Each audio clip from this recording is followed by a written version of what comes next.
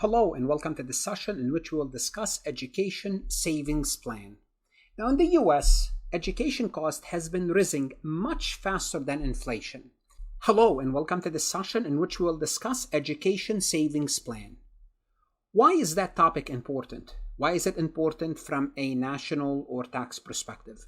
Education cost in the US has been rising much faster than inflation. So the cost of education is skyrocketing for the past 20 to 25 years. I can tell you from my own experience, if I need to go back and attend the same school that I attended 20, 25 years ago, it's going to cost me 5 times the price. And that's way faster than the cost of inflation. So the cost of education is going up. As a result, the US government on a regular basis, they try to do what? Offer you some way, some help to do what? To save and get some sort of a tax help, tax deduction, tax savings, tax-free earnings on your money. And this is what we will discuss in this session. The US tax codes, Congress, offers several tax-efficient options for parents planning for their children's education.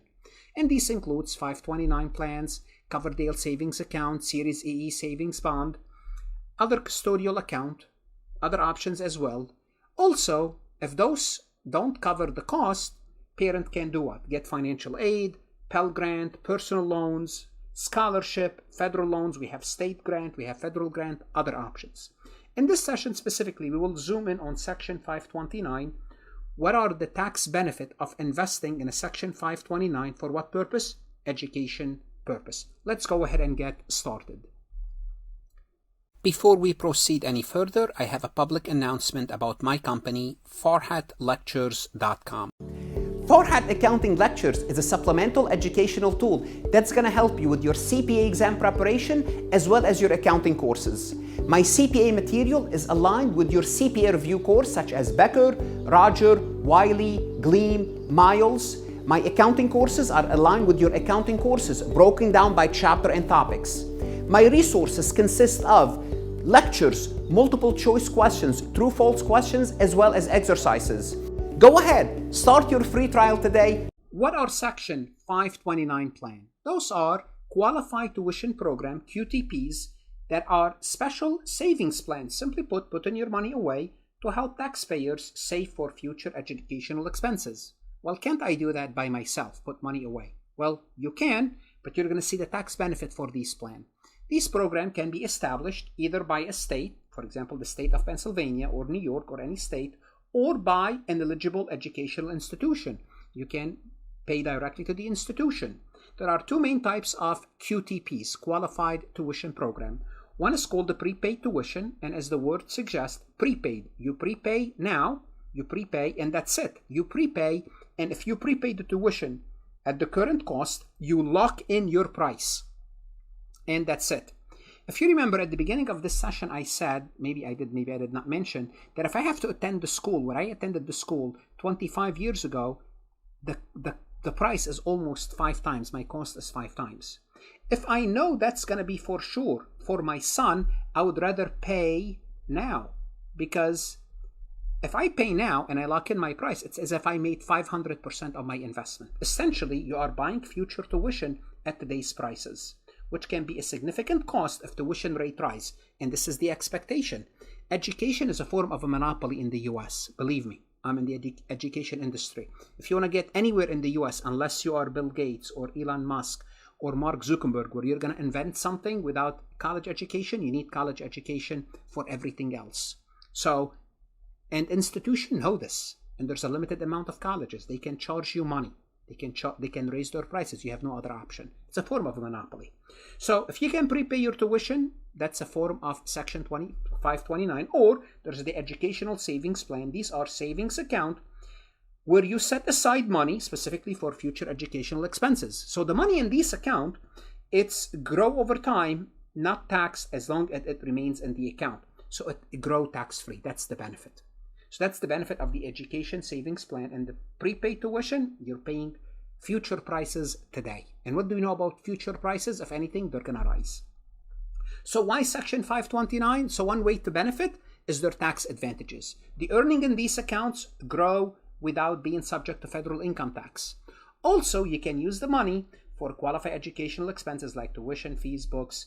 The distribution are also free from federal income tax. That's great as long as they are used for that purpose. This makes them an efficient way to do what? To save for education. But you have to know you get no tax deduction now. So this plan, when you contribute to them, you don't get a tax deduction. In other words, they're not pre-tax. You enjoy the benefit later when they grow tax-free. If you use them for educational purposes, you don't have to pay taxes on them. But you already pay taxes on the principal. Keep that in mind. However, the specifics of these programs can vary significantly depending on the state or institution that offer them. Because remember, those are state programs. Pennsylvania will have different rules than New York, than New Jersey, so on and so forth. Also, some of them are specific institution. You prepay for that institution. Well, the rules for that institution will be different from another university, another institution. And some states provide full income tax deduction for any contribution made to those 529 plan in their state, while others allow a partial or no deduction. So also, you'll get a federal break when you take the money out, and you might get a tax deduction on a state level. That's why we don't discuss the state, because some states do, some states don't, some state will do a partial. This means that the tax benefit as well as other details of the plan can be different depending on where you live and which plan you choose. So let's talk about the prepaid tuition plan. A prepaid tuition plan is a type of investment specifically designed for savings for college tuition. So when you invest in such plan, you are buying future college tuition at current prices. And what happened to current prices? The current prices will go up, but you have to pay for it now. This means you purchase a unit of college education, like a semester or a quarter, at today's rate, regardless of how much it's going to be in the future when your son and daughter attends. From an investment standpoint, those plans are considered low risk and offer a tax benefit. Low risk, why? Because that's it, you lock in your price. There's no low risk. For sure it's low risk. Why? Because if we know for sure inflation is going up, it's low risk. Because where's the risk lies? The risk lies if the tuition of these institutions go down. Let's assume today's tuition is $10,000 per year and you pay it today, and 15 years from now the tuition is $7,000. Well, yes, it's not good for you because the tuition prices go up. When you pay, it's $10,000 now and you expect it to be maybe $20,000 down the road, you saved $10,000. And this is where the benefit. And when you did the savings, this additional $10,000 in benefit, it's not taxed. Because it's not taxed. That's the benefit of it. The value increase at a rate equal to the average rise in college tuition. So your return on this investment is how much their cost is going up, which typically outpaced the interest you can earn from traditional savings account or CDs. It's even more than the stock market in some years. It's the cost of education has been going up recently, like for the past 20-25 years, way faster than inflation. This is because the inflation rate for education cost often exceeds the return provided on these more conventional bank products. For sure it does. College cost is rising faster than savings account. So these plans also come with tax advantages. As we mentioned, the growth in value and the investment in a prepaid tuition is exempt from federal income taxes. It may also be exempt from state and local taxes as well. Again, we don't discuss state and local because each one is different. Also, many of these plans are backed by the state in which they are established, which provide an added layer of security to your investment. So anything happen to that institution, the state stands behind it. However, there's a notable risk involved. If the beneficiary, the person that you prepaid the tuition for, decides to attend a college in a different state where the plan was purchased, the plan might not fully cover the tuition cost. Let's assume I prepaid the education for my son in Pennsylvania. He moved to California to attend school or moved to New York. The cost, because I'm out-of-state resident, it might be much higher. So the plan value is based on the tuition rate in the state where it was purchased, and out-of-state tuition can be significantly much, much higher. In such cases, the plan can still be used, but it may not cover the entire cost tuition at an out-of-state school, because when you prepaid assuming you are an in-state. Let's talk about the educational savings plan. Well, this is a savings plan, but it's different than the prepaid. It does not provide a guaranteed benefit or a fixed amount for the future education cost. Instead, what do? You'll take this money and you invest in the stock market. And what happens when you invest in the stock market? The value of the money could go up or it could go down. There's a market fluctuation. This means the amount you saved might not always be enough, or it might be too much. Too much means a lot of money. If it's not enough, if the market performs poorly, you cannot even pay using this money. On the other hand, if the investment do well, there's a possibility that the funds could grow at an amount that exceeds the actual cost of the education. And another feature of this educational savings plan, remember, it's risky. It's definitely risky, much riskier than the prepaid tuition. Another key feature of it is that the control over the account is with the account holder, not the Benny. It means the person that invested the money. The Benny will be typically the child that you are putting this money for. This means the account owner decides how and when to use the funds. So if the Benny decide not to go to school, not to go to college, or is unable to attend for any reason, they cannot access these funds directly. Therefore, the person in charge of these educational savings account, they have more control. So the account owner retains control and can decide whether to withdraw the funds for other purposes. Well, here you have tax consequences, or to change, means capital gains if you have gains, or to change the Benny to another eligible family member. You have that choice. The question is, how much can you put away in the Section 529 plan? So, how much can you put away? Well, the rules are similar to the gift taxes, because really you are gifting someone money. Normally, when you give someone a gift, you can only give a certain amount each year before you are subject to the federal gift tax. If you don't know how the federal gift tax works, please see that session, but we're going to review it real quick. As of 2023, and this amount will change, you can give anyone $17,000 with no tax consequences. So you can put away up to $17,000. You don't have to worry about anything. So $17,000 to any number of people each year without having to pay gift tax or report the gift tax on the IRS. Most likely you will not have to pay anything, but you don't even have to report this. However, they have a unique feature that allows for a larger one-time contribution. So yes, it's $17,000 usually to give a gift. However, an individual can make a lump sum contribution. So if you have a lot of money and you want to invest to an individual, and what you can do is you can take that annual gift exclusion, we happen to be 17, which could change from year to year, assume 2023. If you're looking at this recording 2024, 2026, 2027, the number could be different. But usually take this number multiplied by 5, and for QTP, you can contribute this and you are in good shape. How about married couple? For married couple, this limit will double. They can combine their exclusion. This means they can take 17 times 2 times 5. So they can contribute, if the math is right, $170,000 per child. I believe that's good enough to finance most education these days, at least state institution. So the IRS viewed this lump sum contribution as if it were spread out over 5 years. So if you make one-time contribution of $85,000 in 2023, it's considered as if you have contributed $17,000 in each year. Again, for married couple, what can they do? They can double it, and if you double 85, it double to 170. Because of this, you would not be able to make additional gift excluded contribution to that Benny for the next 5 years without potentially incurring gift tax. So here what you do is you uploaded this money up front. That's fine, but any gift to that person will add the gift tax to it. That's what we're saying here. So yes, they will allow you to make it up front, but it doesn't mean you can keep doing this every year for that individual person. This rule allows for a significant amount of money to be put up front. Why up front? Because you want the money to be invested, grow at tax-free as early as possible for educational purposes. Now, what can you pay with this money? What are the qualified higher education expenses? Tuition and fees, book supplies and equipment necessary for the post-secondary institution, room and board, living expenses for students who are enrolled at least half-time in an eligible educational institution. Discover the cost of accommodation, meals for the students while attending the college, assuming you're paying within the school. Let's look at the distribution when the distribution is made. When it comes to distribution of the 529 plan, like the educational savings account, there are two components to consider.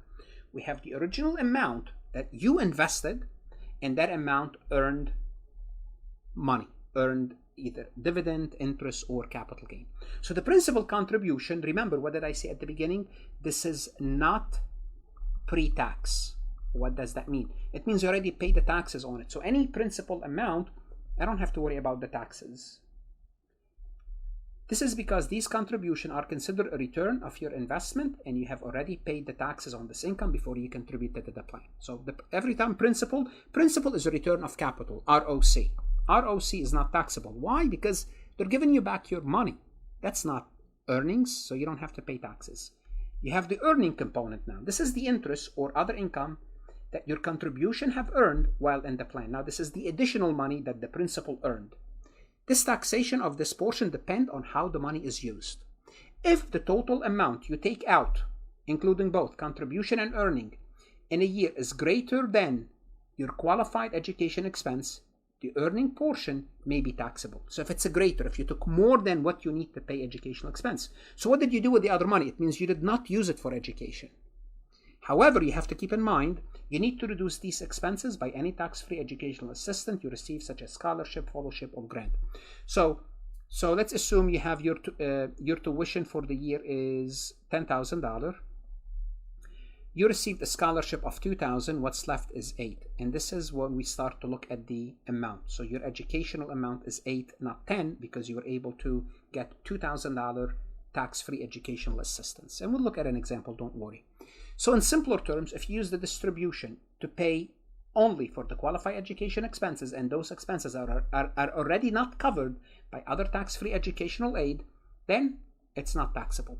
However, if your distribution exceeds these expenses or is used for non-qualified expenses, the earnings portion becomes subject to tax. The best way to illustrate this is to do what? Work in example.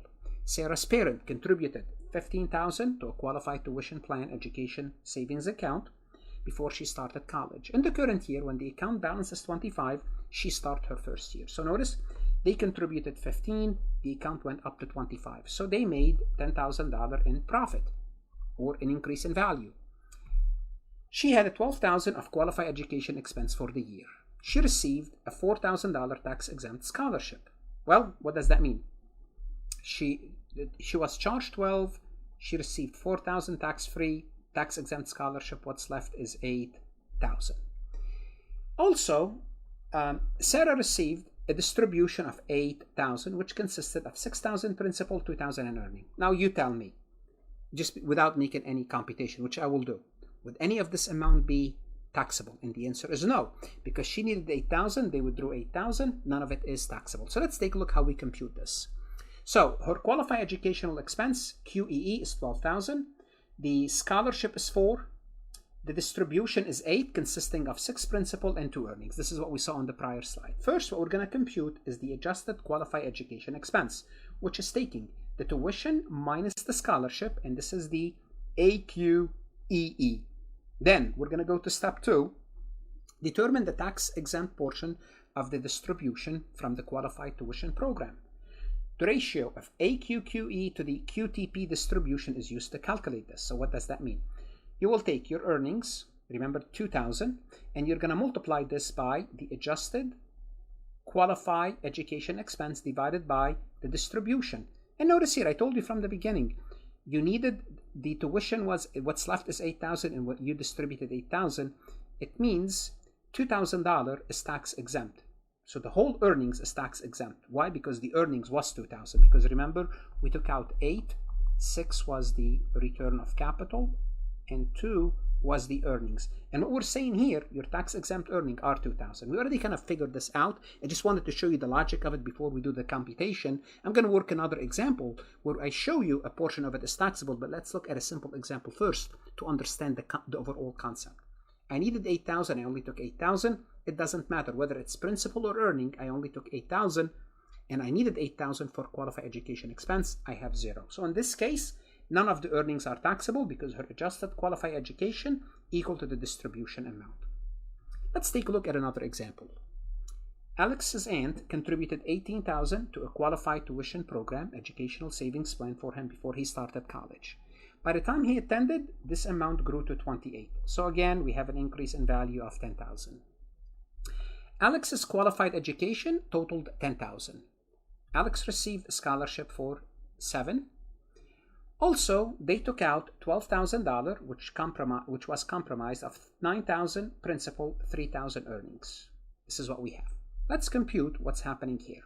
First, let's compute the adjusted qualified education expense. So the tuition is 10. Alex got a scholarship for 7. What's left is 3,000. So determine the tax-exempt portion of the QTP distribution earnings. Well, let's look at this. We're going to look at the earnings, and the earnings are how much? 3,000. We're going to determine how much of the earnings are tax-exempt. Then we're going to see how much of the earning was used in proportion to the contribution, okay, to the withdrawal. So 3 out of 12,000. 3 out of 12,000. So let's take a look at this ratio. 3 divided by 12. So it's 1/4. 1/4, which is 25%. So 1/4 times the earning, which is 750. So of this amount, of the tax exempt earning should be only 750. Okay, so they took out 12,000. Of this 12,000, we know 9,000 is already return of capital. We don't touch it. What's remaining is 12. Of the remaining amount, what we computed here, 1/4 of that amount is tax exempt. 1/4 is tax exempt. 1/4 is 750. So if 1/4 is tax exempt, so of this 3,000, if 750 is tax free, what's left? What's left is 2250. 2250 is taxable. So to calculate the taxable portion, the total earning is 750. The total earnings is 3,000. The tax exempt earning is 750. So the taxable amount, the taxable earnings is 2250. So in this scenario, the 2250 of the earnings is subject to taxes and 750 is not. Remember, the 9,000 is non-taxable because the money was put in already after tax. The 9,000 was already subject to tax when Alex's aunt put it in. There's a 10% penalty for distribution made from a 529 plan when that amount is what is taxable. However, under certain circumstances, that penalty can be waived. Under what circumstances? Well, in the event of the Benny's death, if the distribution is paid out following the death of the beneficiary, then there is no penalty. If the beneficiary becomes disabled, the recipient of a tax-free education assistance. Simply put, the beneficiary received scholarship grants and as a result they have 0 educational expense. Or the distribution is related to the beneficiary attending a U.S. military academy. Under those circumstances, there is no penalty of 10% for distribution made from a 529 plan. Let's take a look at this multiple choice questions from farhatlectures.com. How is the principal portion on the 529 QTP distribution treated for tax purposes? Simply put, the principal portion, how do we tax it? Is it taxable as income? Subject to a penalty? Non-taxable? Taxable as a capital gain? Well, what do we know about 529? 529 plan is what? The money that you put in, it's after tax. Well, if it's after tax, you already pay taxes on it. What happened? Well, what happened is this. When you take it out, it's not subject to any taxes. It's non-taxable. Non-taxable. Why? Because you already paid taxes on this money before you invested it in that 529 plan. You didn't get a benefit on the way in. You're not going to have to pay taxes on the way out on the principal amount. How about the interest? Well, we discussed the interest earlier. What should you do now? You want to look at additional MCQs at farhatlectures.com. Invest in yourself, especially if you're studying for your CPA exam, enrolled agent, accounting courses, or some other certification. Your education is worth it. Good luck, study hard, and of course, stay safe.